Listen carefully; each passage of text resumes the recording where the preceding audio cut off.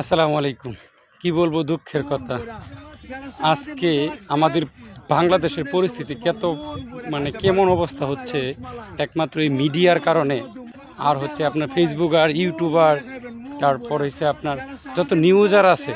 এখন আপনার ওই যে তরমুজ ব্যক্তিটা যে আপনার এত সুন্দরভাবে তরমুজ বিক্রি করতো, ওনাকে আমরা এত ভাইরাল করছি যে এখন উনি বাজারে থাইকা যে তরমুজ বিক্রি করবে ওরকম পরিস্থিতি ওনার নাই। এখন এরকম পরিস্থিতি ওনার নাই। অত সুন্দরভাবে ভালো ভালো তরমুজ বিক্রি করতে চেয়েছিল, কিন্তু আমরা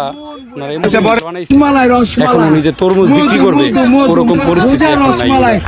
উনি তরমুজ নিয়ে আসছে বাজার থেকে, বাজারে কমিটির লোকেরা ওনাকে বাজার থেকে বের করে দিচ্ছে। এখন বর্তমান উনি বাজারে নেই, বাজারের ভিতরে নাই। উনি তরমুজ বিক্রি করতে পারতেছে না।